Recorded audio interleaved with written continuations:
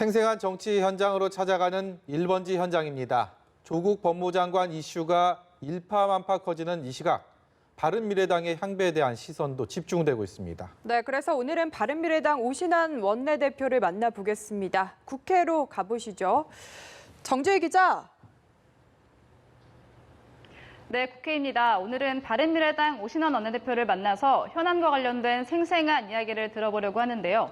이곳은 카페처럼 꾸며져서 이른바 오신환 카페, 오카페라고 불리는 바른미래당 오신환 원내대표실입니다. 대표님 안녕하세요. 네, 안녕하세요. 반갑습니다. 네, 시간 내주셔서 감사합니다. 네. 네, 다른 원내대표실이랑 딱 봐도 이제 분위기가 너무 다른데 네. 지금 화면을 보시는 분들은 왜 이렇게 꾸몄는지 궁금해하실 것 같은데요. 제가 처음에 원내대표가 돼서 이 방에 오니까 굉장히 딱딱해요. 무거운 소파에 그냥 뭐 정말 부담스러운 그런 집무실로 되어 있더라고요. 그래서 싹 치워버리고 제가 그 김수민 의원께 좀 새로운 뭐 젊은 감각의 카페 형식으로 하면 좋겠다. 그렇게 얘기를 해서 진행이 됐는데요. 여기는 제 책상도 치워버리고 그 무거운 소파도 다 치워버리고 이렇게 해서 정말로 뭐 언론인 여러분들이나 또 당직자들이 자유롭게 이 공간을 좀 활용하고 그렇게 했으면 좋겠다 이런 생각으로 하게 된 거예요. 사실 제가 여기 공간에 있는 시간이 그렇게 많지 않거든요. 그럼 나머지 공간은 누구에게나 좀 이렇게 오픈된 스페이스로 쓸 수 있으면 좋겠다 이런 생각을 갖게 됐습니다. 네, 이제 본격적으로 질문으로 들어가서 이제 현재 국회의 가장 큰 현안은 조국 법무부 장관 문제로 꼽을 수 있을 것 같습니다. 네. 특히 이제 지금 대정부 질문에서도 조 장관이 참석한 가운데서 공방이 벌어지고 있는데요. 최근에 조 장관이 자택 압수수색 당시에 담당 검사와 통화한 사실이 알려지면서 대표님께서는 탄핵을 추진하겠다 이렇게 말씀을 하셨는데 네네. 탄핵 사유라고 판단하신 이유가 궁금한데요. 그렇습니다. 제가 조금 전에 이제 본회의장에서 대정부 질문 보고 왔는데 아주 그냥 우라통이 터져가지고 제가 좀 뻔뻔해요.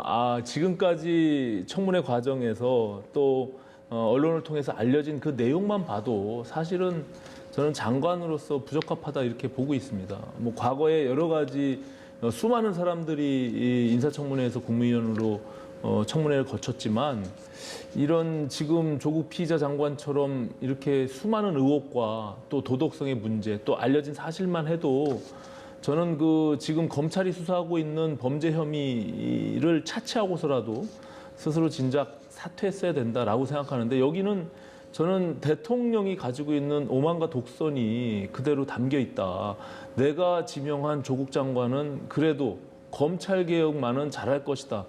근데 저는 그거에 동의할 수 없는 게 검찰개혁을 오히려 이미 국회로 넘어와서 국회가 해야 될 역할인데 조국 장관으로 인해서 지금 거의 2달 가까이 모든 국정이 거기에 함몰되잖아요. 그래서 정말 너무 비효율적인 지금의 상황에 대해서 저는 굉장히 안타깝게 생각하고요.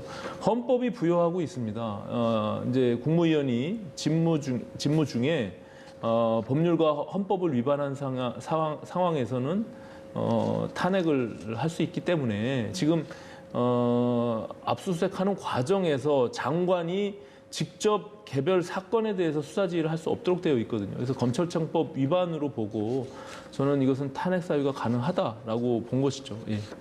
네, 그런데 이제 여권에서는 윤석열 검찰이 이제 정치 검찰의 행태를 보이고 있다 이러면서 비판을 굉장히 많이 쏟아내고 있는데요.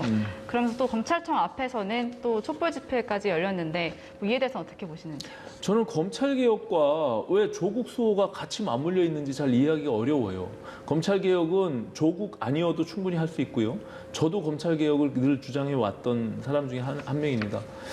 그리고 지금 국민들이 검찰개혁에 대한 규정, 검찰개혁이 무엇인지를 직접 물어보면 사실은 그 실체가 없거든요. 지금 패스트트랙 법안에 있는 공수처를 설치하는 것이 검찰개혁인지 아니면 검경수사권을 수사기소를 분리하는 게 검찰개혁인지 지금의 양 부처가 행안부하고 법무부가 합의한 유형화된 직접수사 범위를 제한하는 것을 검찰개혁으로 보고 있는 것인지 정치 권력으로부터 검찰의 독립을 보호하는 것, 그것이 검찰개혁인지 사실은 그 실체가 없거든요. 그래서 저는 좀 구체적이었으면 좋겠다. 그리고 왜 그것을 지금 조국 장관만이 할 수 있다라고 생각하는 건지 그것은 그 진영 논리에 저는 뭐 그 이상도 이하도 아니다 이렇게 보고 있거든요.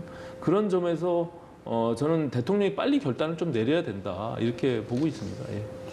네, 아직 뭐 발의되지 않았지만 탄핵 소추안이 이제 의결이 되려면은 과반 이상이 필요한데 사실 지금 한국당과 바른미래당 의원님 숫자로만은 진짜 부족한 상황인데요. 네.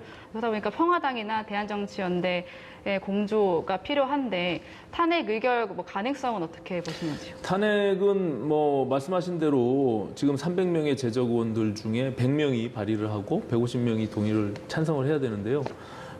해임 건의안도 마찬가지거든요. 근데 해임 건의안을 먼저 저희는 추진하기로 의원들 간의 의견을 모았고 그런 과정에서 저는 그 본회의 통과 가능성 여부와 상관없이 이것을 저희 바른미래당은 좀 추진하려고 했어요.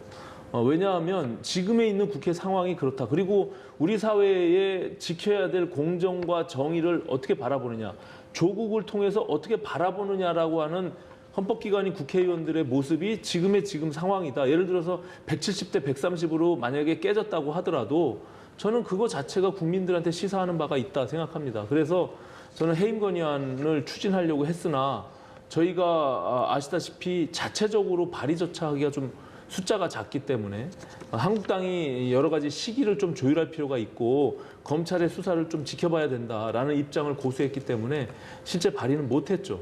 탄핵도 마찬가지라고 생각합니다. 일단 지금 저희 혼자 할 수 있는 문제가 아니라 계속 설득을 하고 또 결과적으로 이게 해임 건의안의 경우는 발의 후에 첫 번째 본회의에서 보고하고 24시간 이후 72시간 이내에 표결을 하게 되어 있거든요. 그러려면 본회의가 2일, 3일 이렇게 잡혀 있는 날 해야 됩니다. 그래서 대정부 질문이 이미 끝났기 때문에 다음 기회가 온다는 것은 다음 달 10월 28, 29, 30일 날 교섭단체 대표연설이 있는 그 시간이 유효한데요. 저는 그 과정에서 이제 검찰의 수사가 진행되는 시간들이 좀 필요하니까 좀 시간을 지켜보고요. 또 조율해 나가도록 그렇게 하겠습니다. 네. 해임 건의안이나 이제 탄핵 소추안 지금 조 장관 문제에 관해서는 한국당과 바른미래당이 이제 공조하는 모습인데 네. 이제 사실 대표님 취임 이후에 바른미래당에서 이제 제안을 하고 민주당이나 한국당이 그 제안을 받아서 이제 그 중재가 성사가 되는 경우가 이제 종종 있었는데요. 네. 이제 3당 그 교섭단체 협상에서 이제 가장 어려운 점이 있었다면 어떤 걸 꼽을 수 있을까요? 이게 이제 과거의 양당 체제에 익숙하고 결국에 전부 아니면 전무를 선택하는 그런 일들이 비일비재했잖아요. 그렇기 때문에 조금의 양보도 없어요. 좀 답답한 부분인데 내가 100을 다 가지려고 하지 말고 조금 손해보더라도 70이나 60을 갖는다라고 생각하면 타협점을 찾을 수 있거든요. 그리고 이 양쪽의 주장이 서로 완전히 엇갈려서 대립될 때 새로운 제3의 안을 좀 선택하는 길도 하나의 방법인데 그런 것들에 대해서 좀 익숙하지가 않아요. 그래서 제가 처음에 원내대표가 되고 제3당으로서 중재자 역할을 하겠지만 우리 바른미래당의 존재감을 살릴 수 있는 그런 중재자 역할을 하겠다라고 얘기를 했거든요. 그래서 때로는 한국당이 너무 장외로 나갔을 때는 한국당을 끌어들이기 위해서 제가 오히려 더 적극적으로 국회에 끌어들이기 위한 그런 노력들을 했고요. 또 때에 따라서는 뭐 양당이 지난번 조국 청문회의 경우 뭐 3일을 해야 된다, 하루를 해야 된다 할 때 제가 2일로서 중재를 해서 타결이 된 적이 있거든요. 뭐 그런 측면에서 보면 뭐 제 정당들이 이 모든 것을 자기 주장이 옳고 또 내가 모든 것을 다 득해야 된다 이런 마음을 좀 버리면 새로운 또 정치적 타협이라는 공간들이 열리지 않을까 저는 그렇게 생각합니다. 또 그 당 상황도 이제 급박하게 돌아가고 있어서 여쭤봐야 될 것 같은데 유승민 의원을 대표로 하는 변화와 혁신을 위한 비상행동 모임을 어제 결성을 했습니다. 네. 또 유 대표가 조만간 결단을 하겠다고 하셨는데 그러면서 이제 안철수, 유승민계 비당권파 의원님들이 탈당을 해서 신당 창당을 하는 거 아니냐 이런 이제 관측이 많이 나오고 있는데요. 실제 그런 뭐 논의나 그런 계획이 있으신가요? 모든 경우의 수는 열려져 있고요.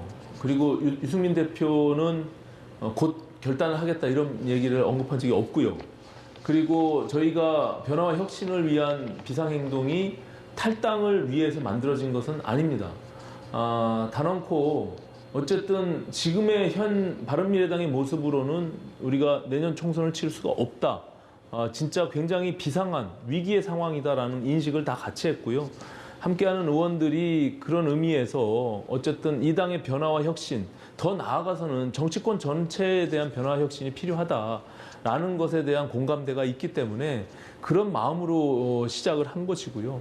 그런 측면에서 보면 이제 더 이상 당내에서 손학규 대표 측과 계속 이렇게 싸우는 그런 어떤 구태적인 모습은 보이지 않겠다. 우리가 그동안은 지도체제를 좀 변화하자고 계속 손학규 대표한테 결단을 요구했던 건데 한 5개월 정도 그 시간이 이제는 더 이상 미룰 수가 없는, 더 이상 기다릴 수가 없는 시간이라 우리가 스스로 행동하겠다라는 그런 의미를 담고 있습니다. 그래서 지금 뭐 언론에서는 이것이 탈당의 첫걸음이 아니냐 자꾸 이제 그렇게 말씀하시는데 아직 그런 것들은 결정된 바가 없고요.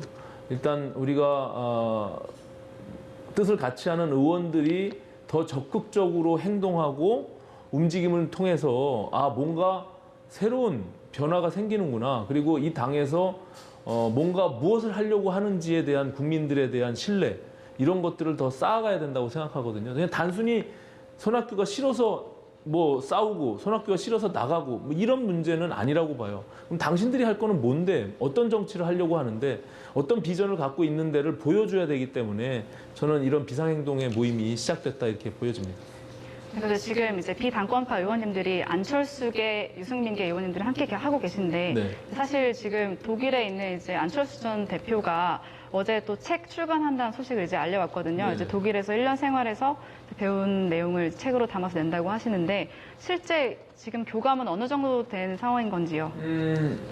뭐 저는 기본적으로 지금의 여러 가지 당내 활동들 그리고 국내 정치에 대해서도 뭐 안 대표께서 충분히 인식하고 있고요. 저는 뭐 또 안 대표님과 직접 이렇게 소통하고 있는 그 소위 안철수계의 의원님들이 뜻을 같이 모으는 과정에서 저는 그런 것들이 충분히 소통의 과정이 있었다 보고 개인적으로도 원내대표가 되고 안 대표님과 뭐 아주 자주는 아니지만 의견을 나누고 또 통화하고 그런 적이 있습니다. 그래서 지금의 상황들이 어쨌든 안철수, 유승민 그리고 그 당시에 국민의당, 바른정당을 통합할 때 같이 가졌던 그 생각들, 창당 정신을 우리가 제대로 한번 구현해 보자. 그런 의지들이 함께 담겨 있는 것이다. 이렇게 말씀드릴 수 있겠습니다. 네, 근데 자유한국당에서는 이제 큰 집인 한국당을 중심으로 한 보수 통합론을 계속 얘기를 하고 있는데요.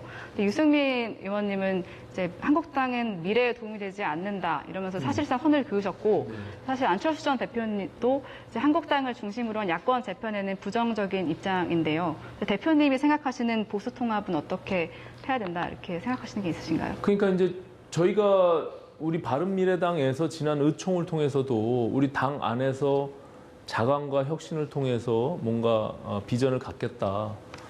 이런 선언을 한 것과 같이 이 안에서 우리가 뭔가 돌파구를 마련해 보겠다는 것이 기본 전제입니다. 그러니까 그것을 자꾸 이제 탈당 그리고 그 이후에 통합 뭐 이런 쪽으로 이제 예측하시는 것은 저는 좀 너무 과한 예측이다 이렇게 보고 있습니다. 그래서 다시 한번 말씀드리지만 어떤 정해져 있는 상황은 아니고요.